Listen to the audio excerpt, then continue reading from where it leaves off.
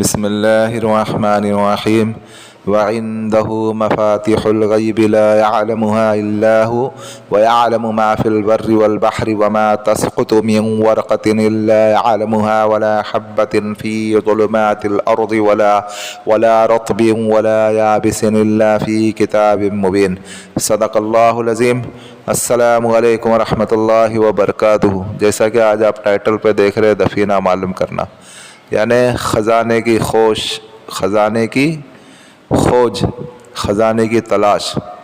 بہت سے لوگوں کو اس چیز کی تلاش ہوتی ہے اور بہت سے لوگ اسی مقصد کے لیے، اسی چیز کے لیے جد و جہد کرتے ہیں۔ بعض لوگ تو اللہ معاف کرے کہ اتنے پاگل ہو جاتے ہیں کر کے کہ وہ محنت کرنا ہی نہیں چاہتے، بس خالی ادھر ادھر دفینے کے بارے میں ہی معلوم کرنا چاہتے ہیں۔ اور بہت سی جگہ پہ ہوتا بھی نہیں ہے، لیکن لوگوں کی عقل ظاہر ہو جاتی ہے اور وہ سمجھتے ہیں کہ وہاں پہ دفینہ ہے۔ اور بہت سی جگہ پہ ہوتا بھی ہے، ایسا بھی نہیں ہے کہ نہیں ہوتا ہے کر کے، کیونکہ پہلے کے جو مغل لوگ تھے، پہلے کے جو بادشاہ وغیرہ تھے، تو پہلے کے ٹائم پہ بینک وغیرہ نہیں ہوتی تھی، تو لوگ اپنا خزانہ، اپنی پراپرٹی جسے ہم کہتے ہیں، جائیداد وغیرہ، سونے، سکے، دینار وغیرہ، پہلے تو دینار وغیرہ ہی چلتے تھے اور وہ بھی سونے کی ہوتی تھی، اشرفی وغیرہ، تو وہ سب کو زمین میں گاڑ دیتے تھے۔ اور ایک بہت بڑا واقعہ بھی ہے نا کہ اللہ رب العزت نے قارون کو اس کے مال کے سمیت ہی اس زمین میں ڈھسا دیا، تو اس کا مال آج بھی موجود ہے، سمجھے۔ تو ایسے کئی واقعے ہیں ایسے کہ کہیں پہ ہے بھی اور کہیں پہ نہیں بھی ہے، سمجھے۔ تو آج اسی تعلق سے ویڈیو ہے، اسی تعلق سے عمل ہے، اور یہ آج کا جو عمل ہے بہت مجرب اور بہت آزمودہ ہے، کیونکہ یہ میرا خود کا تجربہ شدہ ہے۔ کیونکہ آپ کو ابھی یہاں پہ ایک چھوٹا سا ایک قصہ بتا دیتا ہوں کہ واقعہ یہی ہے جو حال ہی میں پیش آیا تھا، 2-3 سال پرانی بات ہے۔ تو وہ ہمارے کانٹیکٹ میں آئے اور انہوں نے کہا کر کے کہ حضرت ہمارے یہاں پہ دفینہ ہے۔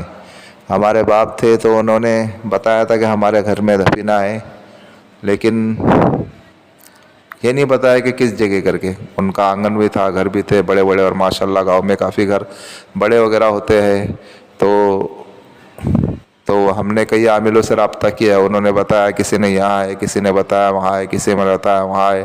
تو ہم گڈھے کھودتے گئے، گھر پورا تہس نہس ہو گیا، لیکن خزانہ نہیں ملا۔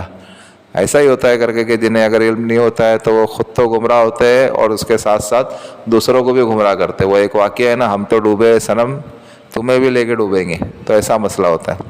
تو وہ ہمارے رابطے میں آئے، تو پھر میں نے جو یہ عمل ان کو کر کے دیا، تو وہی عمل آج آپ کو بتا رہا ہوں، سمجھے۔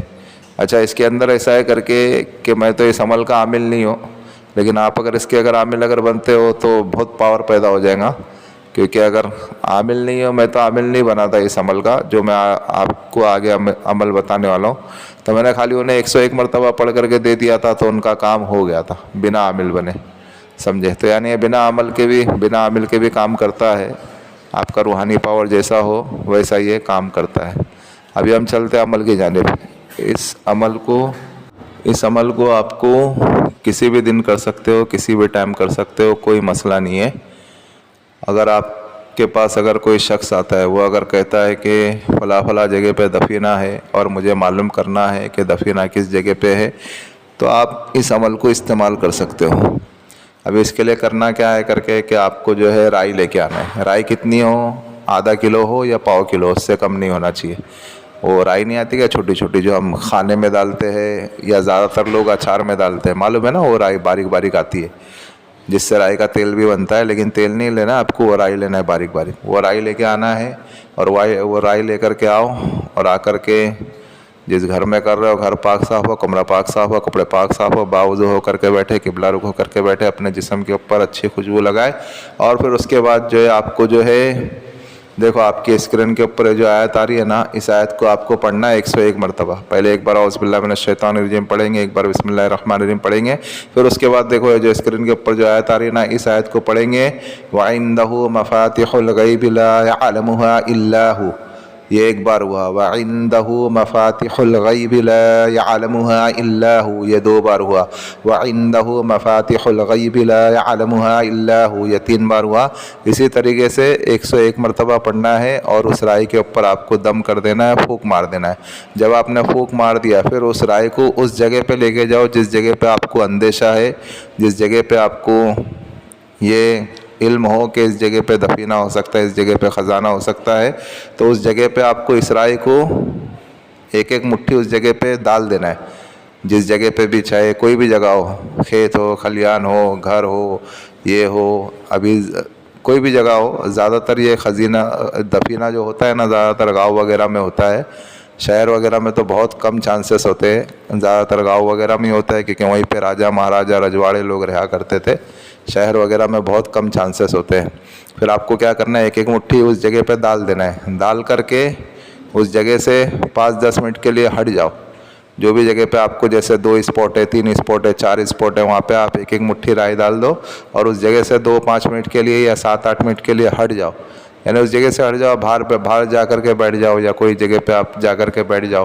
101 مرتبہ آپ جب پڑھ لیے نا, پھر تھوڑی تھوڑی رائی ہر جگہ پہ ڈال دو اور اس جگہ سے ہٹ جاؤ. پھر سے کہہ رہا ہوں, اور آپ ہٹ جاؤ گے نا, پھر 5-10 منٹ کے اندر ہی جو جگہ پہ آپ نے رائی ڈالی ہے نا, اس جگہ سے اگر دفینہ ہوگا تو کیا ہوگا کر کے کہ جس جگہ پہ آپ نے رائی ڈالی ہے, تو ظاہر سی بات ہے آپ کو معلوم ہوگا کہ جس جگہ پہ ہم نے رائی ڈالی ہے, تو اس جگہ پہ کیا ہوگا کر کے کہ جس جگہ پہ آپ نے رائی ڈالی ہے نا, تو وہ سب ایک طرف جمع ہو جائیں گی. وہ اپنا پوائنٹ چھوڑ دیں گی, اپنی جگہ چھوڑ دیں گی, اور سب رائی ایک جگہ پہ جمع ہو جائیں گی. تو جس جگہ پہ رائی پوری جمع ہو جاوے نا, سمجھ لو کر کے اس جگہ پہ ہی دفینہ ہے. اس جگہ پہ آپ کو کھودنا شروع کر دینا ہے. لیکن یہ بہت آسان کام نہیں ہے. میں نے تو آپ کو بتایا دفینہ کس جگہ پہ ہوتا ہے اس کو معلوم کرنے کے لیے عمل ہے, لیکن دفینہ نکالنے کے لیے عمل نہیں ہے, کیونکہ بہت مشکل ہوتی ہے. بڑے بڑے عامل اس کے اندر ہار جاتے ہیں, اور کئی لوگوں کی جان بھی چلی جاتی ہے. تو آپ کو خالی معلوم کرایا میں نے کہ ایسا آپ معلوم کر سکتے, اور اس کو ایک ہی ٹائم کرنا ہے, ایک ہی دن کرنا ہے. ایک ہی دن سے آپ معلوم کر سکتے ہیں کہ اس دفینہ کس جگہ پہ ہے, سمجھے.